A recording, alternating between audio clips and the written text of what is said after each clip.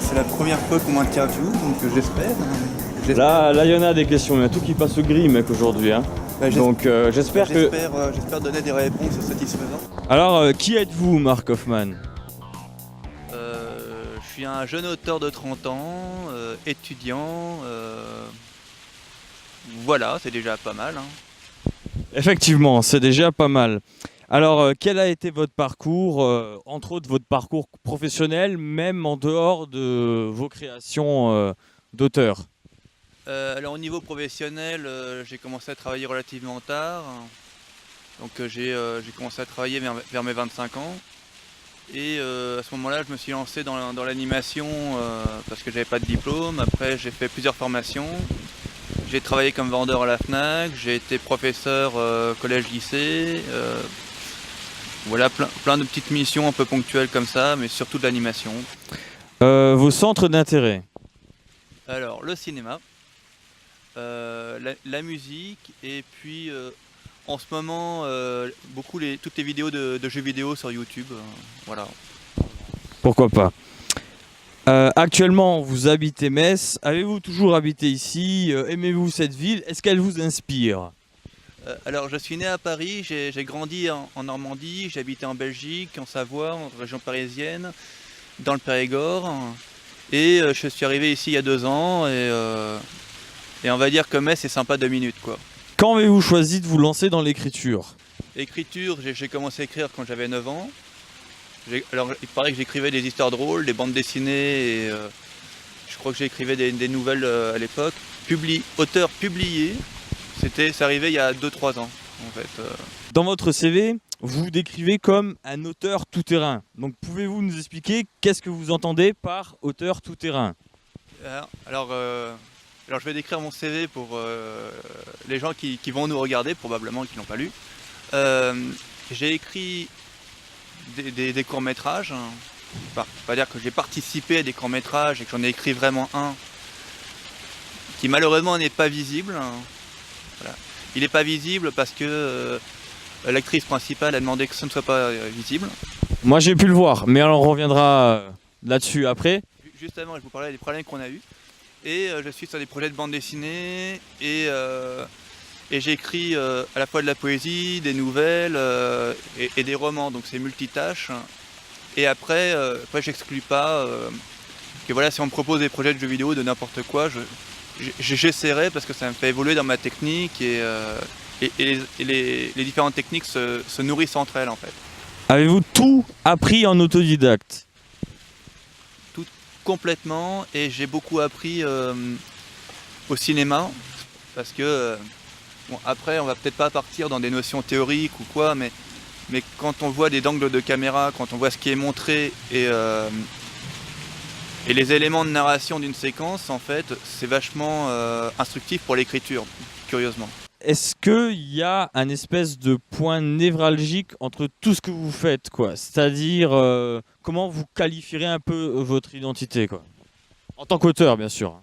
Alors, je ne sais pas s'il y a une thématique, c'est beaucoup à l'instinct, donc je suppose qu'il y a des choses qui reviennent. Mais alors, il y a eu le passage de la poésie à la nouvelle. Pour moi, c'est exactement la même chose. Alors, on parlera des chroniques terriennes parce que c'est important.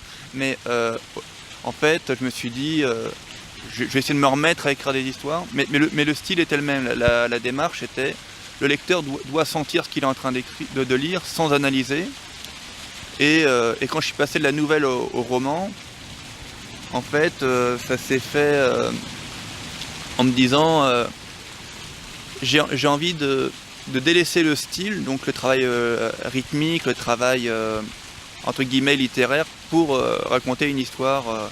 Y a-t-il des inspirations qui sont systématiques dans l'ensemble de vos créations, c'est-à-dire des œuvres, domaines qui vous inspirent et qui vous poussent à écrire et qu'on retrouverait un petit peu dans chacune de vos créations?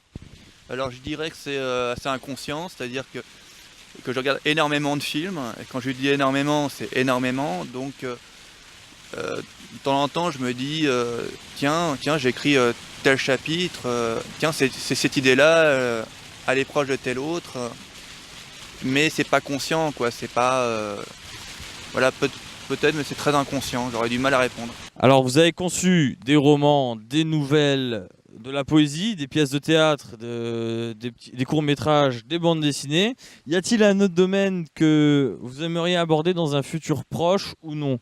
Alors j'ai envie de dire tout, alors, tout ce qui aide à raconter une histoire. C'est-à-dire que je pense en termes de support, moi j'adorerais être contacté pour un jeu vidéo. En fait, c'est important de créer l'univers de manière très précise et être dans la logique de projet en général m'intéresse pour tout et n'importe quoi. Et j'aimerais bien aussi écrire des chansons pour reprendre un petit peu mon côté poétique et aller plus loin dans le travail sur le rythme. Voilà. Donc, on reprend donc votre bibliographie. Alors, vos nouvelles. Donc, quel est votre rapport avec la littérature? Plus précisément, donc, avec le secteur des nouvelles. Êtes-vous passionné de nouvelles? Aimez-vous lire d'une manière générale? Alors d'abord, j'ai un problème de concentration, j'arrive pas à lire. Avant d'avoir ce problème-là, je lisais beaucoup, donc ça m'intéressait, mais mais il y a comment dire un fossé entre ce que j'aime lire et ce que j'écris, c'est-à-dire par exemple, j'adore L'île au trésor, j'adore les trucs vraiment série B, mais quand j'écris une nouvelle, c'est gore, c'est beaucoup plus vers la série B, donc voilà. D'accord. Alors, pouvez-vous en quelques mots décrire qu'est-ce qu'une nouvelle de Mark Hoffman pour les gens qui vous découvrent et qui n'ont jamais lu de nouvelles pour vraiment de leur donner envie? Alors, une nouvelle au sens large, c'est une histoire courte, j'ai envie de dire, voilà, c'est banal, mais c'est important.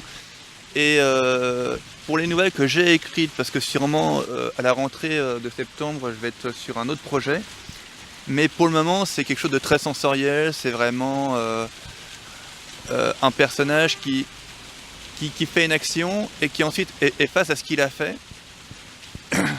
Et pour les recueils que j'ai écrits, c'est souvent des choses assez toujours axées sur quelque chose de réel au départ. Mais après, voilà, c'est que pour le moment, ça s'inscrivait dans dans un projet artistique un peu particulier et qui était qui était vraiment atypique dans l'offre littéraire, on va dire.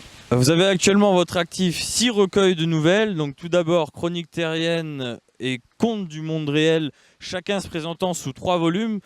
Tout d'abord, pouvez-vous décrire un petit peu Chroniques terriennes et Contes du monde réel, les présenter? Alors, les Chroniques terriennes, en fait, l'idée c'était de choquer les gens, vraiment, et de décrire des choses qui étaient volontairement atroces, hein, de façon à ce que le lecteur, en fait, soit indigné par ce qu'il lit, et donc qu'il soit plus conscient des choses horribles qui se passent tous les jours. Et sur la forme, alors on m'a reproché mes fautes d'orthographe, mais c'était fait exprès en fait. C'est-à-dire c'était une logique d'art plastique en fait, pour un peu comme un peintre qui laisse les imperfections dans un dessin. C'est-à-dire vraiment le côté artisanal, presque fait, comme une sculpture même à même le matériau. Et vu les réactions que j'ai eues, visiblement, j'ai réussi mon coup puisque tout le monde était choqué. Et en fait, les contes, c'est la même chose, hein, sauf que en fait, j'étais avec un éditeur et vu qu'il n'y avait pas beaucoup de ventes, il m'a dit bon, on arrête là, on arrête aux 3.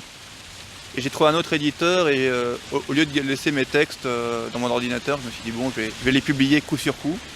Mais c'est la même démarche et c'est vers la fin des contes du monde réel que j'ai arrêté parce que c'est une œuvre complète que j'ai écrite dans un moment de dépression assez sombre, hein, et qu'à un moment donné, je crois que si j'en écrivais un de plus, ce serait trop tard, quoi. On pourrait très bien imaginer que ce sont on va dire que c'est vraiment de l'art brut, quoi. C'est de l'art un peu comme on pourrait imaginer un tableau qui serait rouge champ comme ça et que le dessin il aurait été fait dans un moment hyper énervé. Bah, c'est exactement la même chose, quoi. Donc quelque part, je voulais renforcer le côté très brut de l'histoire par là. Et mais je vous rassure, hein, au moment quand je suis passé au roman, ça faisait plus partie du truc parce que c'était une autre démarche. Mais dans celle-là, ça en faisait partie. Donc c'était prévu à la base qu'il y ait plus que 3 tomes de Chroniques terriennes. Donc vous avez dû avorter la conception, quoi. Alors en fait, J'insiste sur le fait que y a une autre partie, il n'y a pas que des nouvelles, il y a l'auto-interview au début qui est très importante, où je reviens sur toutes les questions, notamment sur ce qu'on peut me reprocher le mauvais goût, la pornographie, et ainsi de suite. Je reviens dedans, donc je ne vais pas y revenir là maintenant, acheter les bouquins. Mais non, c'était pas prévu, je voulais expliquer complètement et aller jusqu'au bout du truc. Et en fait, quand j'ai écrit le premier, je me suis dit... tiens, il y a d'autres histoires, il y a d'autres thématiques, je peux affiner des trucs. Quand je suis arrivé au bout du troisième, c'était pareil. Et puis après, je pense que je me suis peut-être emballé, mais les nouvelles, ça me plaisait bien. J'aimais bien ce rythme d'en écrire une par jour. Et, oui, parce que en fait, les chroniques, donc c'était une voire deux par jour parfois, pendant un an. Donc, faut imaginer le rythme que c'était. Et d'où parfois le côté un peu répétitif parfois. C'était à l'instinct, je me suis dit là j'ai pas épuisé le truc, je peux aller plus loin. Là j'ai pas parlé de ça, j'ai pas parlé de ça. Et puis à un moment donné je me suis dit tiens ça fait 6 tomes. Racontez-nous si possible, si vous vous en souvenez, parce que c'est peut-être plus le cas, le jour où vous avez décidé de vous lancer dans l'écriture de ces ouvrages, le jour où ça vous est venu. Pendant des années, j'ai écrit des tas de nouvelles sur le côté, et puis je me suis dit, tiens, si je m'y remettais. Voilà, donc je me suis mis devant mon ordi, j'ai écrit une histoire qui se passe dans une colo d'ailleurs, enfin, un gamin qui se fait humilier et qui se venge. Et puis après, je me suis dit, je vais faire une œuvre qui veut dire quelque chose, quoi, qui est dans l'indignation, qui est dans l'actualité, qui est dans... Je vais m'attaquer les thèmes d'actualité. C'est-à-dire, moi la pédophilie, c'est un thème qui me tient à cœur. Tout ce qui est violence sexuelle m'intéresse je veux dire, culturellement, intellectuellement. Mais dedans, voilà, je me suis dit, je vais parler de la crise, je vais parler de... Et donc voilà, j'ai commencé par une nouvelle qui n'avait rien à voir, et ensuite, le cheminement intellectuel a suivi... Alors racontez-nous pourquoi avoir choisi Rhetorical Ratatouille comme éditeur. Est-ce que c'était votre premier choix? Alors à l'époque j'étais sur un site internet que je ne peux pas citer parce que je pense pas qu'on ait le droit de faire des publicités. C'est Viadeo. Donc un site un peu professionnel où on se clique des liens. Voilà. Et puis j'avais mis une annonce sans trop y croire, j'avais dit je suis auteur, voilà, je prépare un truc, je cherche un éditeur. Et il y a un éditeur qui est venu me voir et qui m'a dit voilà, j'ai changé de métier mais je voudrais me remettre dans l'édition, envoie-moi ton truc, il a bien aimé. Et 2-3 jours plus tard on signait, un contrat et c'était parti, quoi. Pour Contes du monde réel, ça s'est passé comment? C'était le même éditeur ou vous avez changé d'éditeur, il me semble? Alors là il y a un éditeur qui s'appelle Edilivre et que je déconseille à tout le monde, n'y allez pas, jamais de la vie, même quitte à crever, n'y allez pas. En fait, j'ai envoyé 4 manuscrits d'un coup, ils les ont tous validés, mais quand j'ai vu le prix exorbitant du bouquin, c'est-à-dire 22 €, voilà, moi j'achèterais pas un bouquin à 22 €, surtout pour une publication aussi pourrie, et je pense pas que quelqu'un l'ait lu, enfin, en tout cas aucun lecteur ne l'a jamais acheté, ça j'en suis sûr, et donc j'ai signé, c'est publié, c'est officiel, c'est protégé. Mais si j'avais su avant, je serais allé chez quelqu'un d'autre, quoi. Oui, alors après je conçois que ce soit vachement attirant. C'est attirant parce que quand t'es jeune auteur, t'as envie de publier, t'y crois, t'es à fond. Mais quand t'as un éditeur qui en a rien à foutre et que tu fais tout le boulot et qu'on te harcèle au téléphone pour que tu payes des trucs, il vaut mieux chercher ailleurs et il y a d'autres solutions, quoi. Alors, dans ces nouvelles, y a-t-il des choses que vous avez prévu d'intégrer au départ, mais que vous n'avez pas pu inclure par manque de temps ou autre, par exemple? Alors pas du tout, parce que d'abord, j'ai jamais eu affaire à la censure dessus. C'est l'avantage de ne pas être lu, ça. C'est l'avantage quand personne achète le bouquin, c'est qu'il n'y a pas de censure. Et personnellement, je ne m'interdis jamais rien. D'accord. Donc écoutez, je vais juste rapidement vous lire ce qu'on peut voir sur la description du volume 2 de Chroniques terriennes. Alors, Mark Hoffman frappe fort et gore avec le volume 2 des Chroniques terriennes. Il taille à grands coups de hache dans des sujets dérangeants tels que la pédophilie, l'inceste, la violence gratuite et la haine de la société. Donc, son style sombre et brutal et imprégné des rêves les plus noirs, martelant ses histoires à coups d'atrocités et de désillusions, entraînant le lecteur dans son exploration des bas-fonds de la déprime. Personne n'en sortira indemne. Alors écoutez, j'ai deux questions par rapport à ce petit résumé. Alors déjà, est-ce que c'est vous qui l'avez écrit ou est-ce que c'est l'éditeur qui, après la lecture, a décidé que c'était la meilleure description possible? Et deuxième question par rapport à ça, qu'est-ce que vous entendez par personne n'en sortira indemne? Alors d'abord, c'est l'éditeur qui a trouvé ça, parce que il faut dire ce qu'il y a, j'ai eu beaucoup de mal à vendre mes bouquins, donc je ne sais pas quoi mettre. Et alors je suppose que ce qu'il a voulu dire, c'est que une fois qu'on a lu les chroniques terriennes, et ça s'est confirmé vu les réactions que j'ai eues de personnes à qui j'ai offert le bouquin, c'est une lecture qui après reste dans la tête, quoi, et qui a réellement choqué des gens, qui a vraiment traumatisé, j'espère pas, mais qui reste en tête, quoi. Est-ce qu'il y a un Mark Hoffman de la vie de tous les jours et un Mark Hoffman qui écrit? Quand j'ai écrit ces bouquins-là, je suis un peu dans le même état que quand j'ai écrit de la poésie, enfin, pas que je devienne professionnel, mais avant que je devienne un peu plus sérieux. J'étais vraiment dans un état de transe, quoi. Je réfléchis pas plus que ça, je suis dedans, je suis dans l'émotion absolue. Et pour la deuxième partie de la question, alors je suppose que oui, je suppose qu'il y en a deux, mais après c'est comme n'importe quel artiste, hein. On va pas s'exprimer de la même manière, on va pas parler des mêmes choses et on va avoir un autre rapport dans la communication, quoi. La personne est la même, mais ce qui est dit et comment c'est dit n'est pas la même, quoi. Alors j'ai pu avoir personnellement quelques retours sur Chroniques terriennes. Alors certains ont reproché une surabondance sexuelle, mais d'une manière assez pollueuse en fait, hein, si je peux me permettre ce terme, et de nombreux passages qui sont pas assez bien décrits. Ça aussi c'est un truc qui revient assez souvent. Finalement, éventuellement à répondre à ces remarques. Alors pollueuse, je suis pas sûr de savoir ce que ça veut dire. Mais oui, effectivement, c'est quelque chose qui revient très souvent parce que c'est comment expliquer? La sexualité, c'est quelque chose qui est propre à chacun. C'est un truc qu'on apprend nulle part. Enfin, je ne crois pas, je ne sais pas, mais je ne crois pas. Et du coup, le fait de placer la violence à cet endroit-là et de décrire des sensations à cet endroit-là, c'est une façon de décrire l'être humain dans ce qu'il y a de plus brut. Voilà, donc après, c'est peut-être raté, peut-être que je suis un gros obsédé, je ne sais pas, mais c'était l'idée. Et la deuxième, c'était le manque de description. Alors, pour ceux qui ont lu l'auto-interview qui est au début du tome 1 et vu le nombre qui a été donné, j'espérais qu'au moins une personne l'a lu. Et en fait, c'est le lecteur, il amène son univers. Le lecteur n'est pas censé être passif, quoi. Il dit, ah tiens, une maison de campagne, moi une maison de campagne c'est ça, une forêt pour moi c'est ça, c'est celle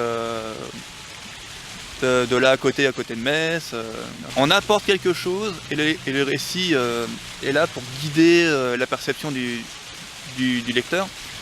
Mais après c'est une approche, quoi. Il y en a qui attendent d'un récit n'importe lequel, qu'on lui offre tout sur un plateau et qu'on lui dise écoute, tu vas ressentir ça. Donc voilà, donc je suis parti dans cette démarche-là, mais c'est vrai qu'elle est insuffisante pour certaines personnes. Comme certains films sont pas assez clairs pour certaines personnes. Alors j'ai pas trouvé beaucoup d'informations à propos de Contes du monde réel en cherchant sur internet. Est-ce qu'il y a une raison particulière? La première, c'est que j'ai pas communiqué dessus parce que comme j'ai dit, j'étais pas du tout content du travail de l'éditeur.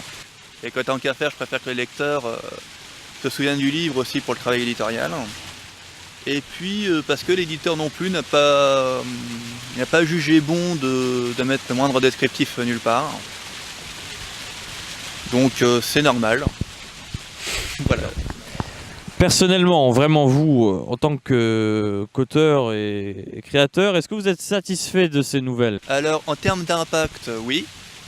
Oui, complètement. Ce que je suis... Toujours en termes d'impact, je regrette quand même qu'il y ait un amalgame entre parenthèses très français entre ce qui est écrit et l'auteur, qui n'ait pas eu une demande de clarification. Mais en termes de... Est-ce que le texte, j'aime le lire après? Oui, moi à chaque fois que je trouve un exemplaire des Chroniques terriennes, je me mets dedans, puis je lis la nouvelle, et puis je lis celle d'après. Euh, voilà, donc pour moi le style il me plaît. Alors, au niveau des retours et des ventes, qu'est-ce que ça a donné? Enfin, les retours, vous en avez déjà assez parlé. Maintenant, rapidement, les ventes, éventuellement. Alors les ventes, il n'y en a pas eu. Donc il y en a eu aussi une parce que moi j'en ai acheté. Mais il y a eu un boom de 30 exemplaires parce qu'une personne de mon entourage en avait acheté pour l'exposition qui avait eu lieu en septembre. Mais non, il n'y a pas eu de... Alors, est-ce qu'il y a une chose que vous retiendrez de cette expérience? Au niveau de l'écriture, que probablement je vais attendre un peu avant de me remettre là-dedans parce qu'il faut écrire sur ce sujet-là, sur ces sujets, de cette manière-là. Moi, ça me demande un investissement émotionnel et je ne suis pas pressé plus que ça de retomber dans la grosse dépression dans laquelle j'étais quand je les ai écrits. Au niveau du retour, on va dire que j'ai été pas surpris mais déçu de manque de demande de clarification, d'ouverture. Ça me surprend pas parce qu'il y a quelques années j'avais écrit un film, le scénario avait choqué tout le monde et pour 30 secondes. Le reste n'avait pas choqué. C'est-à-dire il y avait tout le monde connaît ce genre de film où il y a un gamin, il rentre dans le corps d'un adulte, il a un point de vue sur le monde des adultes, genre Big, genre des conneries comme ça. J'étais parti de là, il y avait une scène de viol, très très très courte. Vous voyez rien, même dans l'écriture, c'était très suggéré. Et après, par contre, la fille, pour chasser les mecs, les castrait à la hache, d'un bon coup bien... Voilà, quoi. Oui, j'aime les films d'horreur. Et tout le monde avait été choqué par les 30 secondes. Donc j'étais pas surpris parce que je savais que le public... Alors je vais essayer de le tourner ça correctement parce que je voudrais pas avoir l'air d'insulter mon public. Dès qu'il y a certaines mentions, dès qu'il y a certaines thématiques, on dirait que le cerveau de beaucoup de lecteurs se bloque et qu'ils essaient plus de comprendre. Donc j'étais pas surpris, j'étais déçu. Alors donc on passe maintenant aux poésies. Donc première question très générique, hein. Qu'est-ce que c'est la poésie pour vous? Alors la poésie c'est de l'art à l'état brut, quoi. Si on prend la métaphore du cinéma, c'est comme faire un film expérimental, quoi. C'est-à-dire il n'y a aucune règle, il n'y a aucune limite. On dit ce qu'on veut, on le dit comme on veut, on joue avec le langage et la sonorité. Et puis pour moi c'est quelque chose de très personnel. C'est là où je peux exprimer des choses que je vais dire à personne, sur mon état d'esprit, sur ce que je pense. Alors vous avez écrit 3 recueils de poésie. Donc d'abord on a Corpus écrit en 2011, Mentalis en 2012 et Spiritus l'année dernière en 2013. Alors ces 3 ouvrages font apparemment, d'après les informations que j'ai pu choper par-ci par-là, ils font partie d'une trilogie. Est-ce que vous pouvez nous en dire plus, les présenter aux gens qui ne connaissent pas? Alors une nouvelle fois vu les ventes, il y a beaucoup de monde qui ne connaît pas. Mais alors l'idée au départ c'était de faire une thématique sur l'être humain en fait, sur les 3 composantes de la psyché on va dire humaine, c'est-à-dire le rapport au corps, le rapport à l'esprit et le rapport à l'âme. Qui sont pour moi des choses assez différentes. Et dans les 3 j'ai essayé d'explorer comme ça on va dire, l'intériorité de l'être humain tel que je me le représente.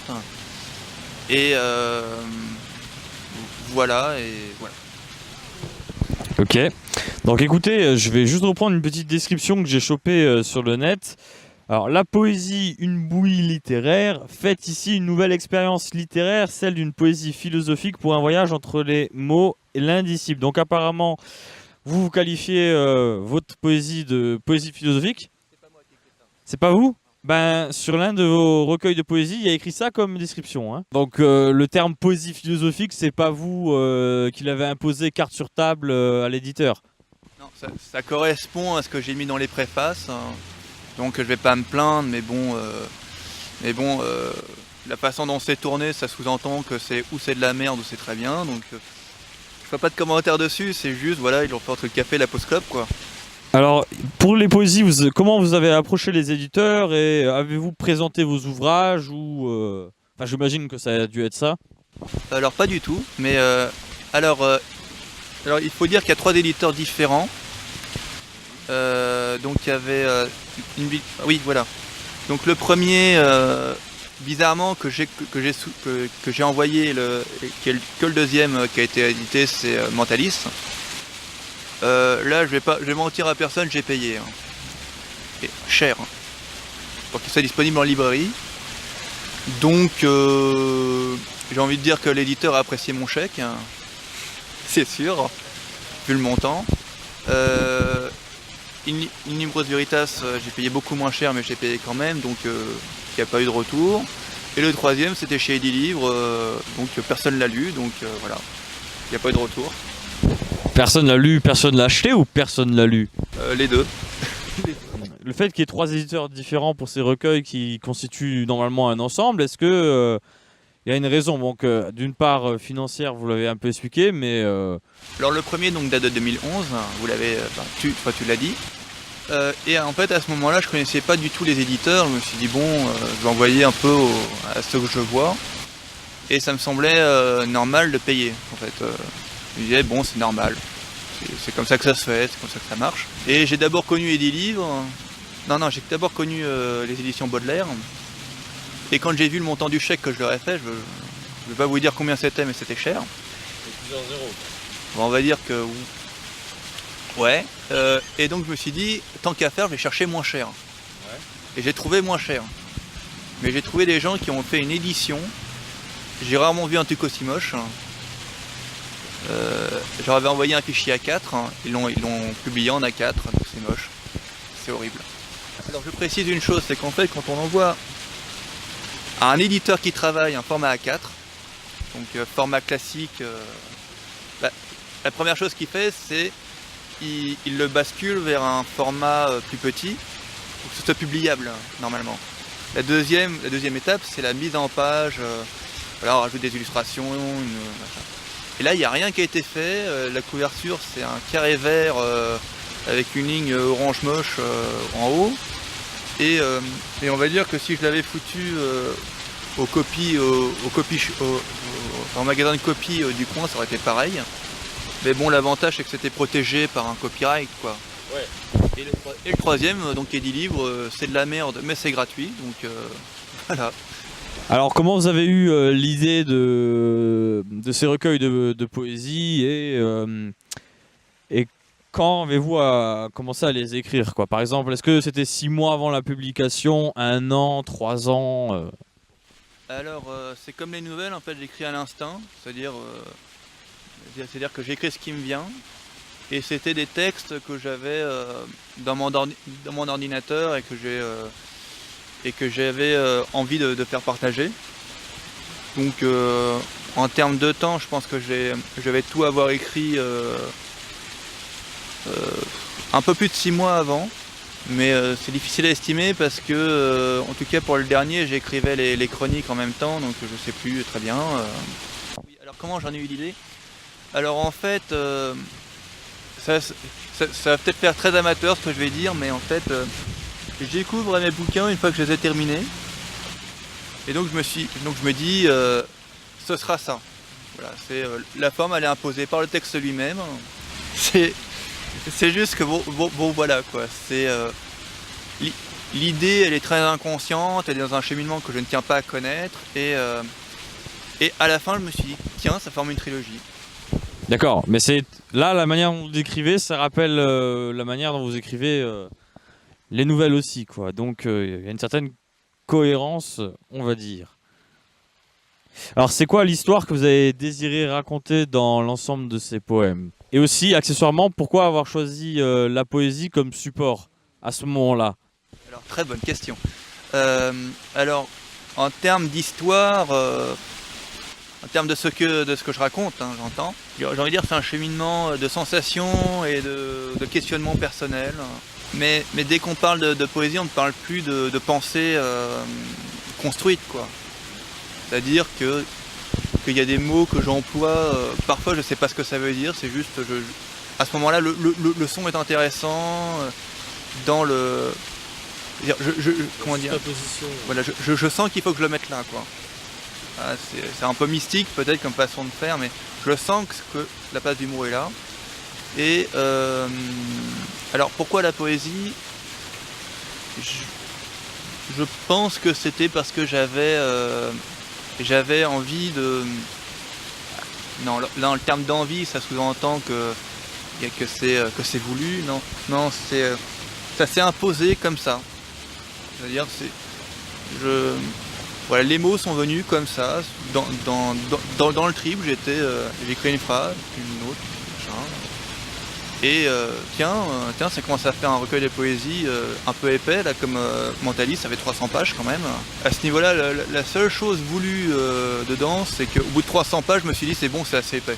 On est dans la sensation pure, on est dans quelque chose que je ne tiens pas à expliquer, parce que ça tuerait la mécanique interne. Alors avant de finaliser une de vos écritures, est-ce que vous cherchez un point de vue externe avant de donner un rendu final, quoi? Est-ce que par exemple, voilà, vous demandez à quelqu'un de le lire et s'il a aimé, vous dites c'est bon, c'est génial, on garde tout, par exemple? Alors j'ai envie de dire non, jamais. Jamais, c'est-à-dire que ma conception des choses, c'est que d'abord j'écris pour moi. J'écris quelque chose de brut, voilà. Mais ce qui m'intéresse, c'est pas est-ce qu'ils aiment ou est-ce qu'ils aiment pas. C'est combien de personnes l'ont lu. Et après, j'ai envie de dire, c'est moi je fais l'art, mais la partie culture, donc ce qui se passe après lecture. J'aime en discuter quand j'ai la personne en face de moi. Une fois qu'il a vraiment lu le truc et que voilà. Mais je le recherche pas, quoi. Si la personne veut m'en parler, elle m'en parle, mais je recherche pas spécialement. On va dire que si je suis content, c'est le principal. Et si en plus mon éditeur est content après et qu'il se dit ouais c'est bien, je suis content. Mais ceci dit, c'est important parce que si je vois que les ventes sont franchement mauvaises, c'est que j'ai quelque part raté mon coup, puisque on en parlera par la suite, mais il y a une approche un peu commerciale quand même. Alors admettons que si quelqu'un vient vous voir, il vous dit voilà, je suis affamé de poésie, j'en bouffe tous les jours, j'aimerais bien vous acheter l'un des 3 recueils, mais mon budget ne me permet pas d'acheter les 3 ouvrages. Alors je peux m'en procurer qu'un seul. Lequel est-ce que vous me conseillerez? Dois-je nécessairement commencer par le premier que vous avez sorti? Alors, j'ai envie de dire, quelqu'un qui est comme ça, moi je lui conseillerais le premier parce que c'est le moins cher, bêtement. Et je lui conseillerais de éventuellement me contacter parce que quand il y a un problème de budget, moi ça ne me dérange pas d'envoyer le texte.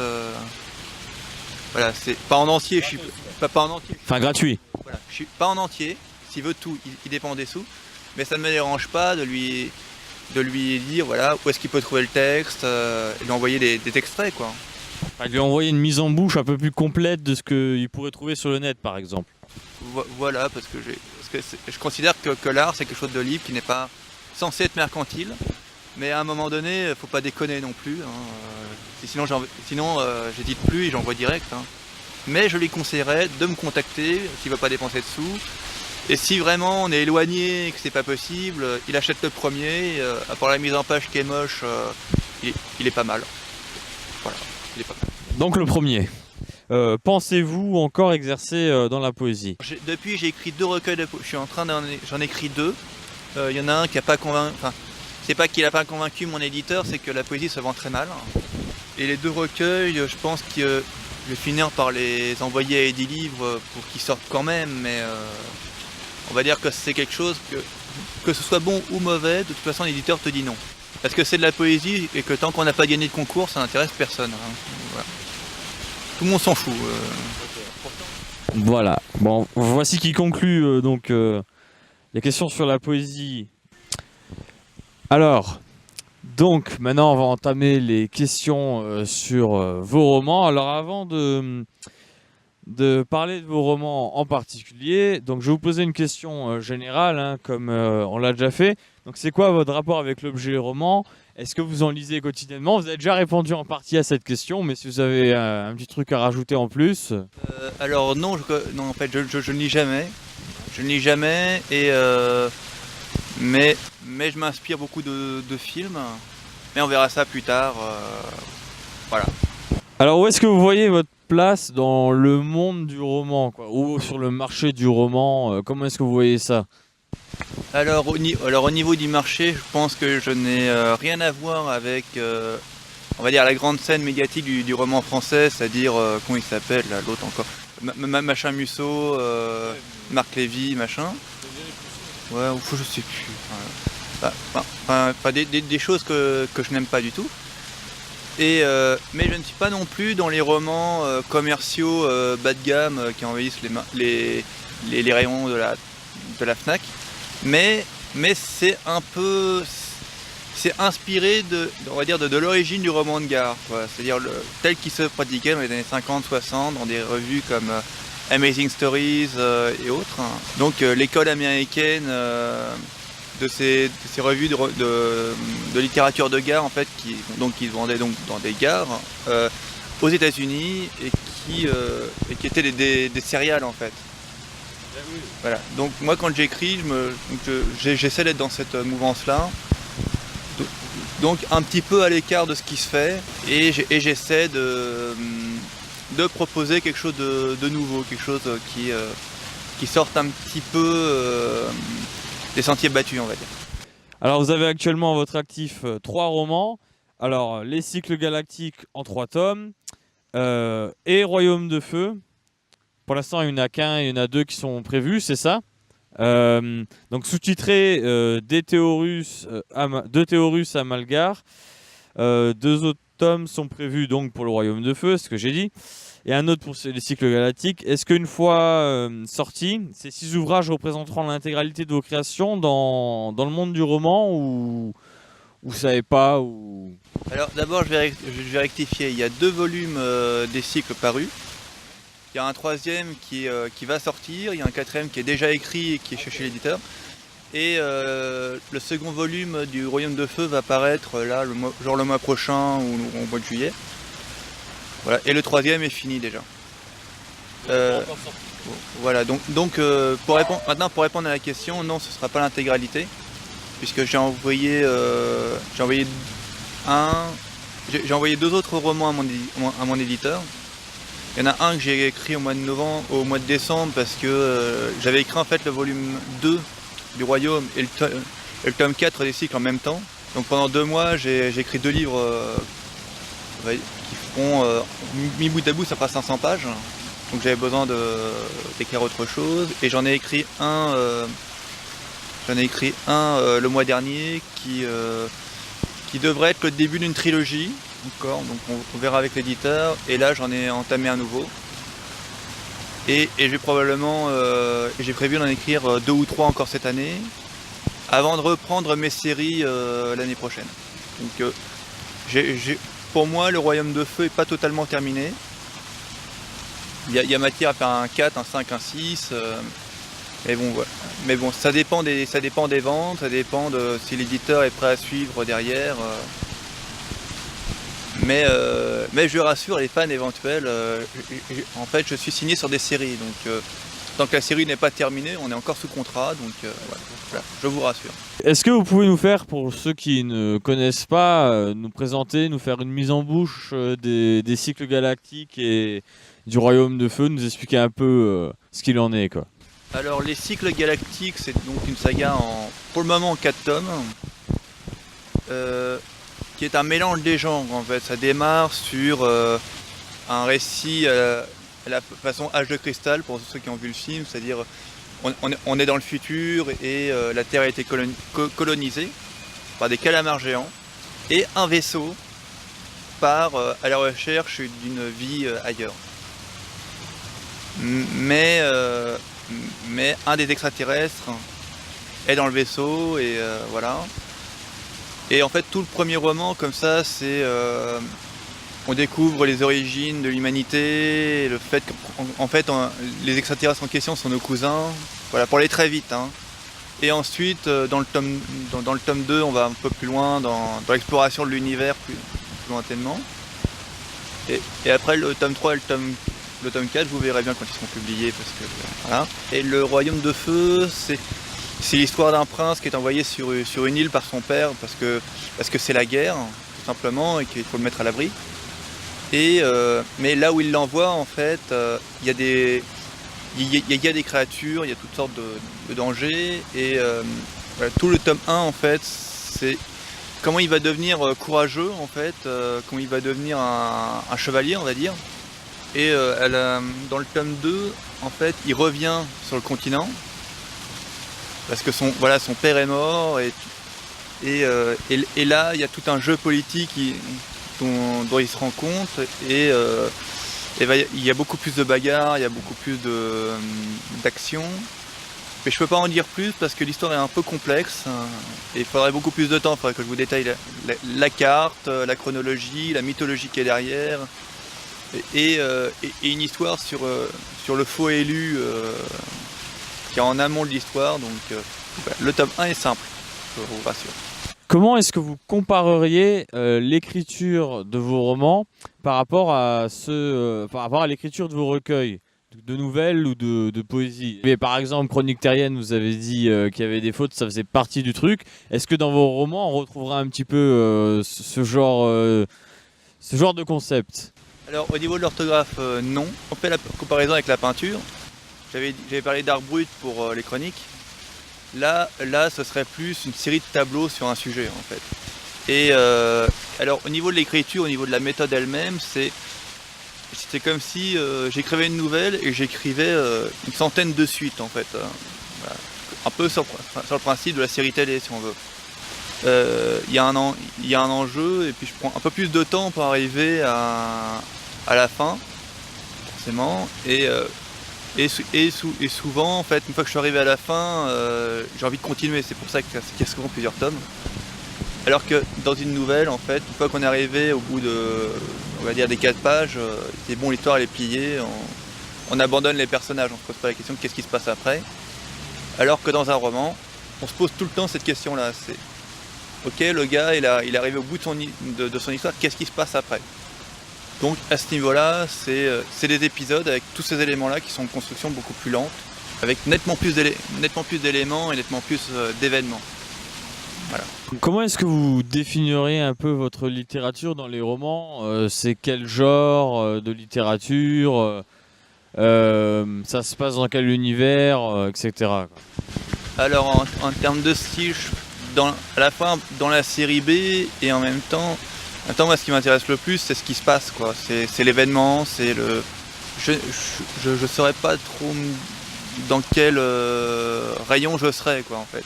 Et les univers, j'ai envie de dire, quand on est dans le royaume, on est dans l'heroic fantasy, on est dans une sorte d'Eragon, si on veut, en plus complexe. Et quand on est dans les cycles, on est dans un univers qui n'arrête pas de changer. Donc au début, on est dans une société futuriste, et puis après on est dans l'exploration spatiale, et puis il y a un peu d'heroic fantasy sur la fin. Après il y a un récit un peu plus militaire. Après, on est plus dans des métaphores religieuses et par rapport à qu'est-ce qu'un chef et ainsi de suite. Donc il y a beaucoup d'univers. C'est pour ça que la série, pour moi, elle est loin d'être terminée parce qu'il y a beaucoup de choses à faire. Donc voilà. Alors, est-ce qu'il y a beaucoup de relectures ou de changements Est-ce que vous faites beaucoup de changements sur vos écrits pendant que vous écrivez vos romans, ou vous relisez, etc. Alors je relis souvent, quand je commence un chapitre, je relis juste la fin du précédent pour être raccord. Et je suis obligé de me relire de temps en temps parce que ça arrive régulièrement que j'ai un personnage, je sais plus comment il s'appelle, ou je sais plus où ils sont, ou je sais plus, où il y a un élément qui était au début, enfin des choses comme ça. Mais sinon je ne change absolument rien et c'est souvent l'éditeur en fait qui me dit par exemple pour le Royaume de Feu l'intro quoi. L'intro elle était pas là quoi. C'est-à-dire c'était tout de suite il se passe un truc immédiatement. C'est tout de suite on est dans le palais, le roi il fait venir son général, tac, il part sur l'île. C'est ça le début. Puis finalement, l'éditeur m'a dit non, il faut développer, c'est où, l'ambiance, machin. Parce qu'au comité de lecture, ils nous ont dit c'est bien, mais ça va trop vite, quoi. C'est doucement, quoi. Et Et chaque livre en fait est en réaction par rapport au précédent, c'est-à-dire que quand on me dit que quelque chose ne va pas dans un livre, je reviens pas dessus. Et par contre, je vais me dire attention pour le prochain, quoi. Voilà, donc il y a un côté maturation de plus de livre en livre que et d'une évolution sur un ouvrage, quoi. Est-ce qu'il y a des projets que vous avez dû abandonner dans votre bibliographie au cours du temps Alors régulièrement parce que par exemple j'ai dû abandonner un livre qui s'appelle Killing Babylon. En fait qui devait être un film que j'ai abandonné, qui devait être après un roman que j'ai dû abandonner, qui est devenu un projet de BD que j'ai dû abandonner parce que le concept, on va dire que je ne suis pas prêt à l'écrire encore. Mais voilà, il y a des idées qui ont besoin de mûrir en fait avant d'être voilà. Et j'ai dû abandonner un livre qui s'appelle Dream Factory. Donc je l'ai dû abandonner une première fois parce que j'ai eu un problème d'informatique et j'ai tout perdu. J'ai perdu la moitié du livre. Je l'ai recommencé une deuxième fois mais ça allait pas parce que j'étais trop rapide. Voilà. Et là il est pas abandonné mais il est en stand-by, on va dire. Voilà, je suis vers la moitié du premier tiers en fait et je compte m'y remettre dès que j'ai le temps en fait. Dès que j'ai matériellement le temps parce que j'ai d'autres projets à venir. Il y a eu ça, il y a eu un autre recueil de nouvelles que j'ai arrêté parce que j'avais pas envie sur le moment de me relancer dans quelque chose de brut, quoi, en fait. Est-ce que vous pourriez rapidement résumer votre actualité littéraire? Vous l'avez déjà fait en partie au début, donc c'est juste histoire de... Alors, au niveau de ce qui va sortir, il y a le Royaume de Feu 2, le 3, je pense, en fin d'année. Il y aura le tome 3 des cycles qui va sortir cette année, j'ai pas encore de date de sortie. Et j'ai donc un roman là que je suis en train de faire, en train d'écrire, et que si tout va bien, en fin d'année, il devrait sortir, je pense. Alors, via de nombreuses recherches, je suis par hasard tombé sur votre participation à la LuxCon de mars 2014. Vous avez présenté vos ouvrages littéraires. Est-ce que vous pouvez nous en dire plus? Alors, ça s'est passé de manière curieuse, en fait. Je m'étais inscrit sur une page, en fait, de fans de SF du Luxembourg. Et j'ai mis par hasard une publicité en fait pour mon livre en disant bon voilà ça mange pas de pain et ça sert. Alors, et j'ai reçu un mail de monsieur Gérard Croze qui organise le truc et qui m'a dit voilà si tu veux venir proposer ton livre tu viens. Et voilà donc je suis venu, je vous cache pas qu'il n'y avait pas non plus une foule considérable sur mon stand, donc il y a eu des moments où je pouvais m'éloigner. Puis voilà, j'ai découvert surtout des artistes de talent. J'ai découvert James McLeod avec lequel j'ai travaillé sur la web série, monsieur Percy Lelmeng, j'espère que je prononce bien, qui est un bon réalisateur qui venait présenter son long métrage Hellriders et qui travaille sur la suite. J'ai découvert des gens qui peignent, d'autres auteurs. Donc voilà, c'est surtout une bonne expérience parce que j'ai pu commencer à me constituer un réseau et au-delà de ça, c'est une très belle expérience parce que là j'ai vu que les fans de SF existent dans la région, qui font des trucs et que la lutte continue et que on va finir par gagner les gars. Est-ce que tu aurais un conseil à donner éventuellement à des jeunes qui voudraient se lancer dans l'écriture de romans, même par rapport aux éditeurs Bon, alors par rapport aux éditeurs, je pense qu'il vaut mieux d'abord chercher des petits éditeurs, c'est-à-dire il y a toujours il y en a beaucoup en région qui cherchent toujours des jeunes, des jeunes ou des moins jeunes d'ailleurs pour les éditer. Et que c'est préférable, hein. C'est préférable de travailler avec eux. Mais qu'on paye ou qu'on paye pas, il faut aller sur les salons, quoi.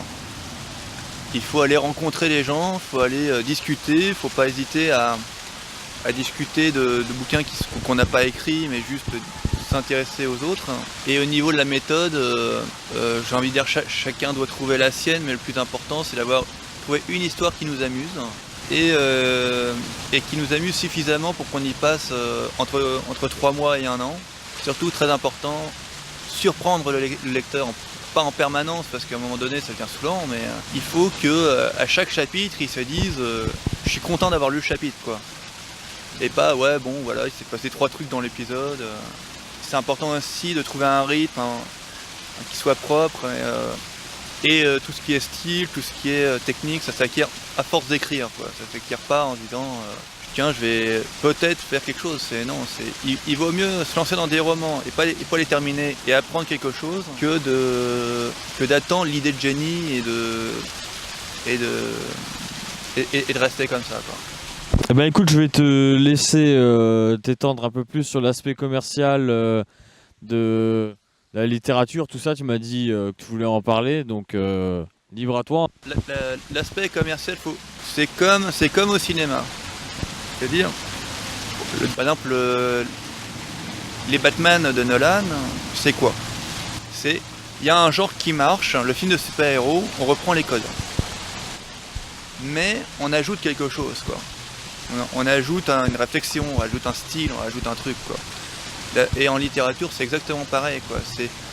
On regarde qu'est-ce que les gens ont envie de lire, qu'est-ce que les éditeurs ont envie d'éditer, on choisit un style qui nous plaît, et à l'intérieur, on essaie de rajouter quelque chose, quoi. C'est important d'être dans le compromis, quoi. Faut trouver l'équilibre qu'il y a entre je vous donne ce que vous voulez, mais moi je fais ce que je veux, quoi. Voilà. Sur un site vendant l'un de vos livres, j'ai trouvé une petite série de questions qui vous a été posées. Alors, est-ce que je peux te poser les mêmes questions, histoire de conclure la partie littéraire? Alors, si vous étiez un animal, vous serez? Un cochon. T'as dit un rat à l'époque. Sûr et certain. Qu'est-ce que vous faites le matin? Écrire. C'est ça. Qu'est-ce qui vous répugne le plus? Alors je ne sais plus ce que j'avais dit à l'époque, donc je dirais qu'aujourd'hui c'est le moment où il y a c'est le moment où il y a l'idée, où je suis devant ma page et ça vient pas. Tu te souviens vraiment pas de ce que t'as dit à l'époque, c'est pas ça. C'est un truc en 3 lettres. Qu'est-ce qui vous répugne le plus? T'as dit moi à l'époque. Ouais, c'est vrai aussi, quoi. Non, je ne m'aime pas du tout, mais je dirais que dans la vie de tous les jours, dans le factuel de tous les jours, c'est ce moment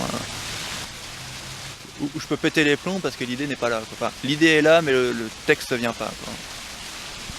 Ok. Alors, qu'est-ce qui vous fait sourire? Une bonne mission, apparemment. Une bonne blague. Il y a écrit, à l'époque, tu as répondu mes erreurs. Quelles sont les personnalités que vous ne supportez pas? Alors actuellement, j'actualise un petit peu la réponse. Alors François Hollande, Manuel Valls et on va dire Jean-François Copé. À l'époque, tu as dit Nicole Ferroni. Hein. Avec qui aimeriez-vous passer une nuit? J'avais répondu quoi à l'époque Faut que tu trouves, je vais pas te le dire. Alors une nuit, je ne sais pas. Aujourd'hui, j'ai envie de dire de manière très, très universelle, parce que ça doit être la même réponse, Laetitia Casta. Quoi? Laetitia Casta. T'as dit une belle femme à l'époque. Laetitia Casta. Alors quel est votre pire souvenir? Sachant que ça s'est peut-être actualisé depuis l'époque en fait. Alors honnêtement, il y a beaucoup de choses dont je ne me souviens pas. Donc par exemple, je me souviens pas ni de mon enfance, ni de mon adolescence, ni de beaucoup de choses. Mais mon pire souvenir, je ne sais pas. Votre pire souvenir à l'époque, t'as écrit la colo quand j'étais petit.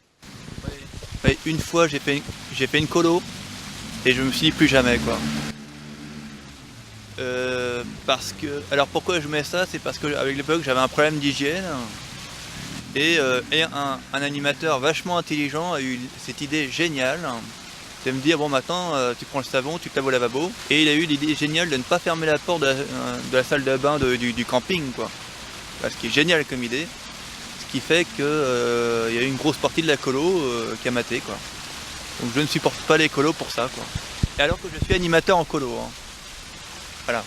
Bon, bah on a fait le tour pour la bibliographie. Peut-être que tu as quelque chose à ajouter ou tu penses qu'on a fait le tour Je pense qu'on y reviendra peut-être dans une interview à venir, parce que les idées viennent rapidement et il se peut que les livres que j'ai prévus viendront pas. Peut-être que on ne peut jamais savoir. Bon, bah là on va s'arrêter ici. Alors donc, nous revoilà maintenant dans un autre décor une fois de plus. Nous sommes chez Mark Hoffman. Donc, avec derrière lui, vous pouvez voir sa collection assez imposante. Déjà, quel rapport entretenez-vous avec le cinéma? Bon, je pense que les images parlent d'elles-mêmes, hein. Mais bon, on va quand même vous laisser dire 2-3 commentaires. Donc le rapport est né il y a un bon moment, puisque j'ai connu une époque que votre génération n'a pas connue, puisque c'est celle des vidéoclubs, hein. Et quand je parle des vidéoclubs, c'était la grande époque, quoi. Tout le monde, il n'y avait pas de téléchargement, il n'y avait pas de DVD, les bonus, on savait pas ce que c'était. Et du coup, j'empruntais quasiment un film par jour et je louais de tout, tout et n'importe quoi, parfois surtout n'importe quoi d'ailleurs, parce que je trouvais ça très drôle. Et puis, je suis devenu collectionneur avec le temps, puis bon, ça a empiré. Et le rapport au départ, je suis allé sur toutes les séries B qui sortaient, surtout des films d'action, de SF, et après je suis allé sur d'autres choses. Je trouve Michael Bay cool, j'aime pas mal de choses qui font pas cool à aimer, mais je m'en fous, moi j'aime bien. Quels sont vos films favoris et pourquoi? Alors je suis un fan absolu de Brian De Palma, donc j'ai tous ses films là, en pile. Je suis un fan de Henri-Georges Clouzot, que je trouve génialissime. Donc Les Diaboliques, Le Convoi de la peur et autres. John Carpenter, que je trouve absolument génial. Donc forcément, un grand amateur d'Halloween, forcément. Pour les réalisateurs aujourd'hui, Rémi Besançon m'impressionne à chaque fois. Donc Le premier jour du reste de ta vie et autres. Parfois Emmanuel Mouret m'intéresse, j'adore Jacques Audiard, Wong Kar-wai, et après certains classiques comme Stanley Kubrick, certains John Ford, je sais pas moi, Lars von Trier j'aime bien. Récemment j'ai découvert Carlos Reagas, que je trouve fabuleux, donc réalisateur mexicain, Ulrich Seidel en Autriche. Mais après, ça va de tout ça à parfois mon film préféré à un moment donné, ça va être Prince of Persia, quoi, d'un coup. On sait pas pourquoi. J'aime bien. Alors, avant de parler de vos réalisations audiovisuelles, pouvez-vous nous raconter votre expérience en tant que rédacteur cinéma, notamment sur le site Allociné ou 7 minutes TV? Alors pour Allociné, j'ai tenu un blog pendant 4 ans. Donc c'était un blog qui était quasiment un magazine, puisqu'il y avait, quand vraiment j'étais dessus très régulièrement, il y avait chaque mois il y avait le film du mois avec vraiment une présentation de qui c'est, machin, pour tous les gens. Il y avait un film qui était analysé, il y avait une filmo commentée sur n'importe quel sujet, et il y avait vraiment des rubriques, l'acteur du mois, machin, bidule. Des tas de chroniques sur les films que je regardais. Après, je faisais un tri parce que je pouvais pas tout mettre. Et par contre, sur 7minutes.tv, par contre, là, c'est vraiment des critiques que j'ai. Voilà, j'allais voir un film pour la rédaction et je disais ce que j'en ai pensé. Et ça s'est arrêté en janvier. Parce que le rédacteur en chef, si j'ai bien compris, est tombé malade et. Donc j'ai laissé tomber. Donc le dernier film que j'ai chroniqué, c'était le casse-tête chinois de Clapèche. D'accord. Est-ce que vous comptez renouveler l'expérience ou vous avez déjà commencé à faire des démarches pour Alors pour le moment, j'ai pas vraiment fait de démarche parce que je commence à être occupé par d'autres choses, mais voilà, si un site, une station de radio ou quoi que ce soit cherche quelqu'un pour parler cinéma, ce sera avec plaisir. Je ne recherche pas spécialement, mais si ça intéresse quelqu'un, ce sera vraiment un plaisir de venir partager la culture, ma culture, les goûts, et puis... C'est quand que vous avez commencé à créer véritablement dans ce domaine? Alors il y a eu d'abord eu des tentatives, bien avant ce que j'ai mis dans mon CV, il y a eu un scénario qui s'appelait Charlotte, hein, qui était un gros film d'horreur, mais alors là je me suis fait plaisir, hein, c'est-à-dire on était entre le film de prison japonais, on était dans le gros film ultra trash et gore, de castration à la hache, ouais, des trucs assez fun. Ça, c'est le truc le plus ancien dont vous vous souvenez. Voilà. Et j'avais écrit un scénario et ça ne s'est pas fait parce que j'ai eu des problèmes avec la direction de l'établissement qui ne voulait pas que je tourne. Alors que j'avais toute l'équipe technique, j'avais tout le monde. Et voilà, donc, mais à une époque où voilà, j'écrivais en fan. Et puis, donc là, quand je suis revenu reprendre mes études, j'ai eu l'occasion de travailler sur des courts-métrages, sur 3 courts-métrages. Voilà, donc il y a eu Hors du temps, il y a eu un truc qui s'appelle L'Arbre Rouge avec Florentin Massy, il y avait Pierre Lagrange et Diane Krall. Voilà, il y a eu De Guilov, mais je pense qu'on y reviendra. Voilà, notamment la genèse du truc qui est un peu... Voilà. Et un projet dont on parlera peut-être en fin d'entretien qui est une série. Cycle galactique. Voilà, donc ça, on y reviendra un peu. En faisant des recherches sur vos créations audiovisuelles, je suis par hasard, je précise par hasard, tombé sur une annonce que vous avez passée sur 1001 scénaristes. Vous aviez comme pseudo Mark Hoffman et une adresse mail du nom de Amandine22001. Sur l'annonce, vous proposez un scénario se déroulant dans le Japon féodal et ayant pour thème la transformation d'hommes en monstres. Pouvez-vous nous en dire plus sur ce projet? Est-il encore en phase de réflexion ou définitivement avorté? Alors, pas du tout, c'était aussi l'époque où j'avais écrit un scénario une version gore de Tim Wolf, pour ceux qui voient de quoi je parle, avec Michael J. Fox. Donc j'étais dans une phase film d'horreur et effectivement j'avais commencé à travailler sur plus ou moins sur des choses comme ça et chercher vraiment des co-scénaristes pour mûrir le truc. Mais bon, c'est pas allé au-delà de l'annonce, j'ai pas eu de nouvelles, donc j'ai un peu laissé tomber, quoi. C'est pas impossible que je reprenne la direction de ce genre de sujet parce que j'aime les films d'horreur, voilà. Et j'aimerais réexplorer ça, mais maintenant, mais je pense que si demain je le faisais, ce serait avec une plus grande étude du sujet, de manière beaucoup plus sérieuse. Je pense que je serais plus capable de travailler sur des choses totalement bis, mais demain m'amuser avec un film de ninja, pourquoi pas. Alors donc, on va parler maintenant des créations qui sont présentes sur votre CV. Donc vous en avez déjà parlé. Alors, Hors du temps en 2013, Doggy Love la même année. Alors City Dream qui a été renommé Arbre Rouge. L'Arbre Rouge, ok, 2014. Il y a aussi Les Cycles Galactiques, la série donc qui est prévue courant 2015. Sauf Doggy Love, hein, tout est disponible sur YouTube, je crois. Doggy Love, on en reparlera, c'est particulier. Et la série sera sur YouTube également, je pense. Voire éventuellement une exploitation en DVD, mais c'est en réflexion, quoi. Alors maintenant, on va aborder les sujets qui fâchent un petit peu. Les gros sujets, comme on dit. Alors, j'ai pu regarder Doggy Love. Comment décrirez-vous ce court-métrage? Déjà, pour ceux qui ne connaissent pas, avant d'entrer dans le détail et tout. L'histoire, en fait, c'est Georges. Ouais, c'est Georges qui.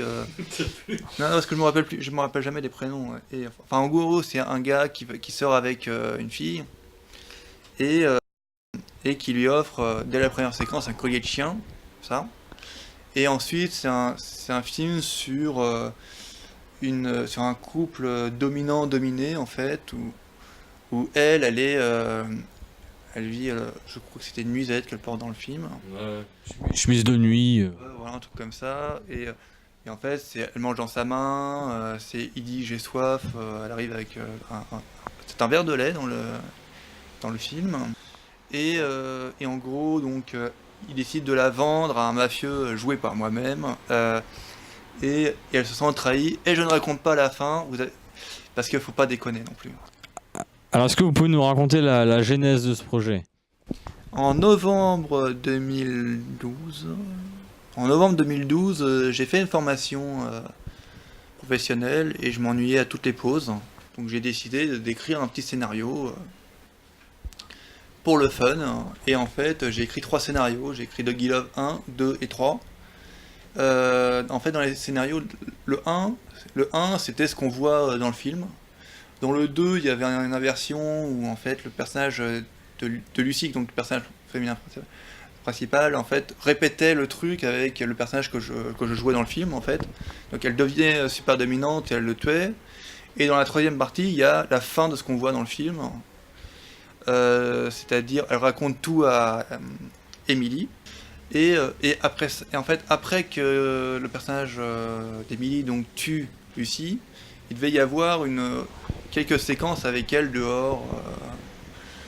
Donc ça devait être beaucoup plus long. Et en fait, quand on a tourné avec un comédien qui devait jouer mon rôle, en fait, hein, et qui trouvait qu'on mettait trop de temps entre deux tournages et qui a abandonné.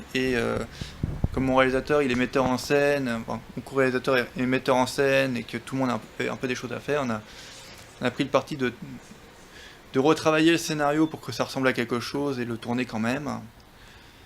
Sachant que le montage a pris du temps aussi. La musique, on avait fait appel à une très bonne musicienne, il faut l'engager. Angélique Thomasin, qui habite dans les Vosges, donc elle habite pas loin, en plus elle est talentueuse et tout. Il faut faire appel à elle. Donc tout ça a pris du temps, donc on a commencé à tourner en février, le montage est terminé début juillet. Il y a eu donc mixage son, etc. Donc moi, et personnellement, j'étais là toujours sur le tournage pour diriger un petit peu, pour modifier des choses aussi dans le scénario, parce qu'il y avait des phrases dont j'étais pas content. Par exemple, il y a une phrase que je dis, et je ne redirai pas devant la caméra, hein, vous n'avez qu'à voir le film, mais normalement je disais quelque chose de très cash en fait, au moment où j'étais censé acheter la fille. Mais je ne pouvais pas dire cette réplique-là, parce qu'il y a des choses que j'arrive pas à dire devant la caméra. Donc on a modifié, on a machin, et donc voilà pour la genèse du projet. Pourquoi est-il si difficilement visionnable à l'heure actuelle? Y a-t-il eu des conflits en interne pendant la production ou une fois sa publication en ligne? Alors en fait, quand on a terminé, l'actrice principale comment dirais-je, ne voulait pas qu'on le voit. Ouais, c'est-à-dire qu'elle faisait quelque chose à l'écran qu'on pouvait pas montrer comme ça parce qu'elle a un travail qui l'amène à travailler avec du jeune public et que du coup il y aurait pu avoir un conflit d'intérêts alors je vous rassure, c'est pas un porno non plus, mais donc voilà, il y avait cette limite là et il n'y a pas vraiment eu de conflit, il y a juste eu un comédien qui nous a dit bon j'arrête quoi. J'arrête parce que d'abord parce qu'on mettait trop de temps entre les prises et ensuite parce que sa copine est tombée sur le scénario et qu'elle a dit non. Vous l'avez expliqué au début. Au début, ça devait être une trilogie. Il devait y avoir beaucoup plus que ce qu'on a eu finalement. Moi, je m'étais adressé à un ami qui fait de la vidéo expérimentale et c'est devenu une vidéo vraiment expérimentale qui aurait pu être beaucoup plus longue. Voilà, après voilà, tout s'est fait en collaboration, donc on a coupé des choses, mais tout le monde s'est dit ouais bon il faut couper ça, faut machin. Et ce qui s'est passé aussi, c'est que j'ai écrit le truc en 2 versions. La version A était pas faisable, hein, Pourquoi? parce que l'actrice devait être nue sur toutes les images du film. Quand je dis tout, c'est tout. Et elle devait être littéralement accrochée au mur, quoi. Avec une grosse chaîne en métal. Ça devait être beaucoup plus dur. Et puis là, je pensais au film de bondage japonais, notamment chez la alors, j'espère que je vais pas écorcher le nom. La Mikasatsu. Voilà. Pas du tout. Donc j'espère ne pas. En gros, les fans de bondage japonais savent de quoi je parle. Et je m'excuse auprès des japonais. Mais l'idée, c'était de faire quelque chose d'esthétique avec l'idée du bondage, quoi. C'était tout en racontant quelque chose avec une vraie thématique dramatique, mais esthétiquement parlant, c'était ça, quoi. quel message ou morale avez-vous désiré faire passer dans ce court-métrage? Une réflexion sur les rapports de puissance dans un couple, c'est-à-dire est-ce que pour que ça fonctionne, il faut qu'il y en ait un qui domine ou pas, est-ce que voilà, et euh, et aussi le fait que le personnage principal, donc le personnage de Lucie en fait, a tellement confiance en fait dans l'autre qu'au moment où elle est vendue, il y a vraiment quelque chose d'immoral qui est en train de se passer en fait. Et ça, c'est le cœur du film, quoi. C'est-à-dire, pourquoi c'est immoral est-ce que c'est ça qui était immoral? Est-ce que c'était avant? Est-ce que c'est après? Ça, c'est... Voilà, donc c'est un peu dans les lignées du cinéma coréen, avec le questionnement de la morale, en fait. Alors, moi, j'ai pu le voir, hein. J'ai pu aussi entendre qu'il y avait des critiques négatives quand même qui revenaient assez souvent. Alors, comment réagissez-vous face à ces derniers? Et aussi, deuxième partie de la question, que répondriez-vous à ceux qui pensent qu'il s'agit d'un film misogyne? Pardon. Alors, les reproches, quand ils sont au niveau construction, quand ils sont au niveau technique, j'ai envie de dire, je les comprends parce que moi, quand je regarde le film, je sais qu'il manque quelque chose, donc ça me dérange pas. Et je vois les limites, hein. Quand elles sont, comme vous disiez, donc, ouais, c'est un film misogyne, tout ça, j'ai entendu c'est malsain, machin. Non, non, c'est pas traditionnel, c'est quelque chose c'est une vision. Je vais prendre un autre exemple. Disons que, imaginons que dans le film, j'aurais pas mis le collier de chien, elle aurait pas, elle aurait pas marché à quatre pattes, mais j'aurais dit, euh,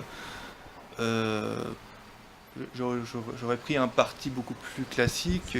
L'histoire aurait pas changé. Ce serait quand même la même. Ce serait quand même l'histoire d'une trahison amoureuse en soi. Et c'est pas misogyne. Moi, je pense que ceux qui pensent que le film est misogyne déjà ne connaissent pas le bondage, hein, déjà.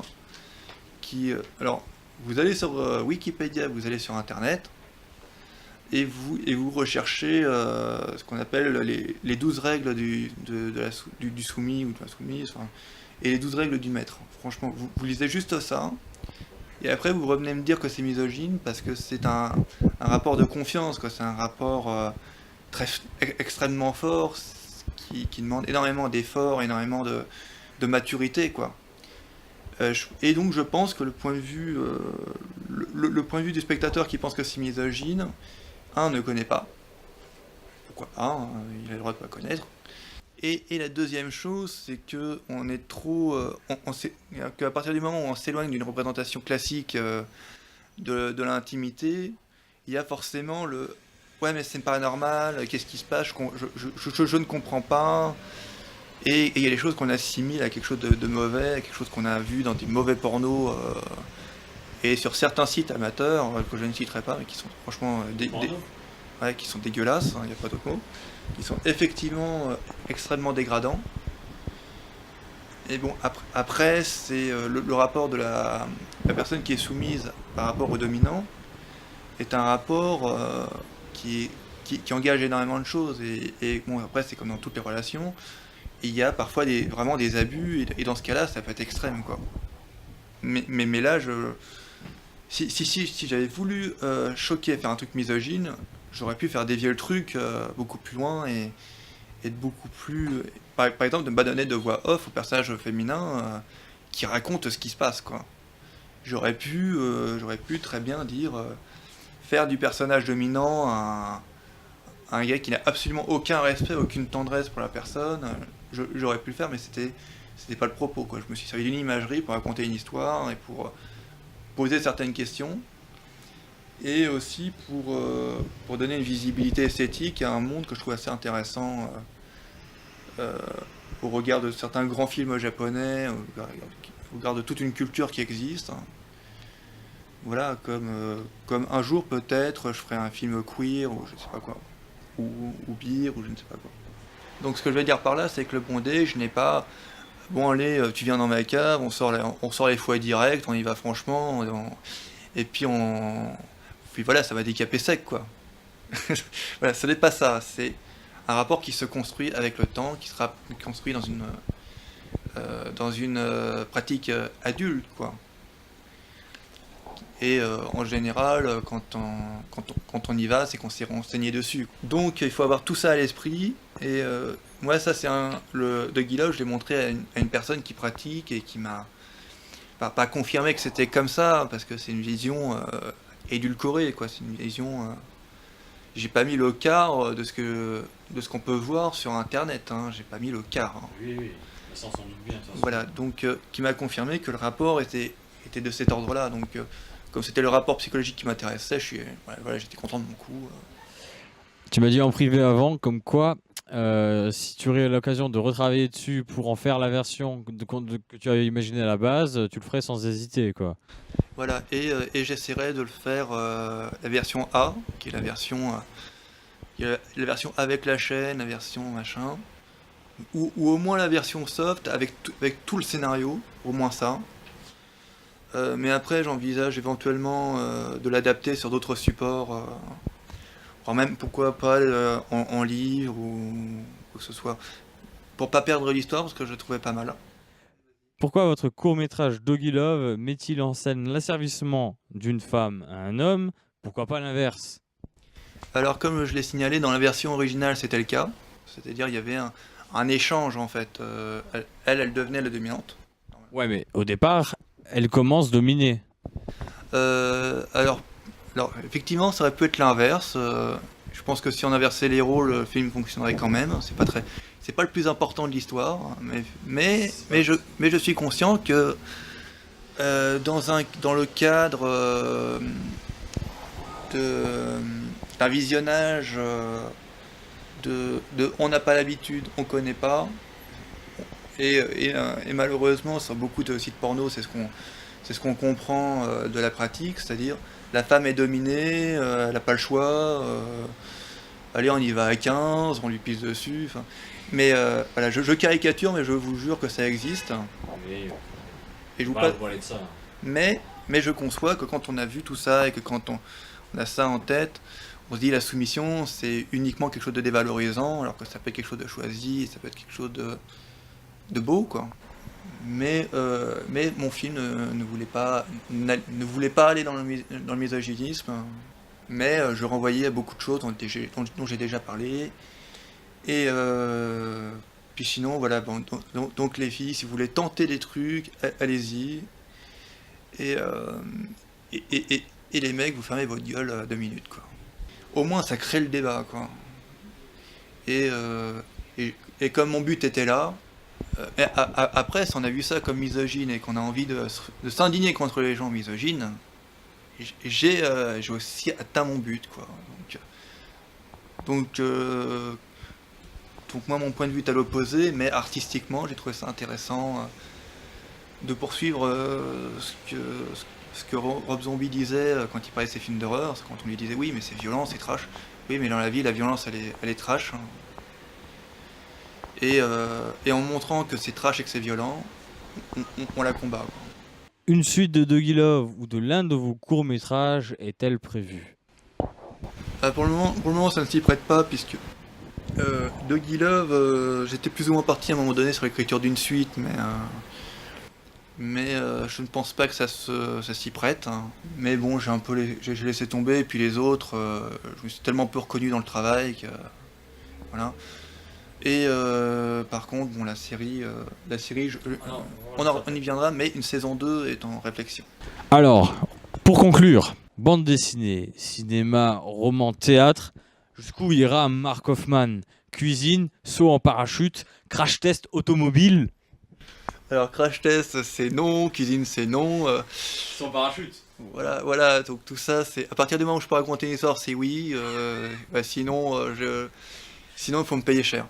Ouais. Je suis hors de prix sur certains projets, je le dis tout de suite. Pensez-vous vous spécialiser dans l'un de ces domaines pour vous éloigner des autres dans l'avenir? Alors je vais parler d'un auteur qui s'appelle Robert Mathison, pour ceux qui voient de qui je parle. Et c'est tout à fait le genre d'auteur que j'ai envie d'être, c'est-à-dire qui écrit pour la télé, pour le cinéma, pour la littérature, mais qui mène vraiment toutes les carrières en même temps. et qui est un auteur de carrière en fait. Donc, je ne suis pas dans le trip très français de j'écris des bouquins et je vais faire que ça. Mais mon rôle c'est de raconter des histoires, d'en inventer et tant que j'aurai des idées pour les formats, je le ferai. Tant que je pourrai travailler avec des gens qui ont eux-mêmes des idées, je continuerai. Donc la BD, j'ai pas envie d'arrêter parce que voilà, ça m'amuse beaucoup. Le roman, voilà, aujourd'hui non. Voilà, le théâtre, pareil, si j'ai pas d'idée, je vais pas m'acharner non plus. Voilà, donc tant que j'ai des idées, j'y vais. Ok. Bon, maintenant une question, je vais vous demander un petit temps de réflexion dessus, je pense. Alors, qu'avez-vous à dire à ceux qui ont regardé cette vidéo jusqu'au bout et qui ne sont toujours pas motivés à se plonger dans l'univers Mark Hoffman? En gros, si vous aimez les calamars géants, si vous aimez l'heroic fantasy, si vous aimez les arbres rouges, si vous aimez la poésie, si vous aimez là pour le roman que je suis en train d'écrire des mutants, allez, alors venez. Avant-dernière question, que peut-on vous souhaiter pour l'avenir? Alors des idées et des lecteurs. Ouais, c'est... Avez-vous un message particulier à faire passer pour conclure?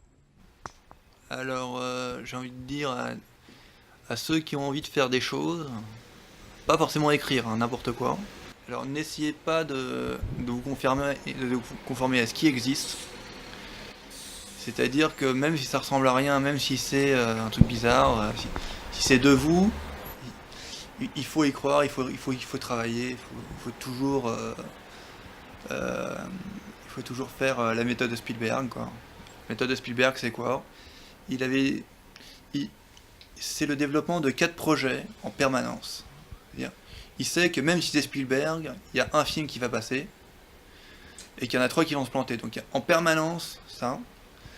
Et il faut faire ça, quoi. C'est-à-dire pas hésiter à se mettre sur plusieurs projets en sachant et se dire voilà, si ça aboutit pas, j'ai appris un truc, ça va amener autre chose.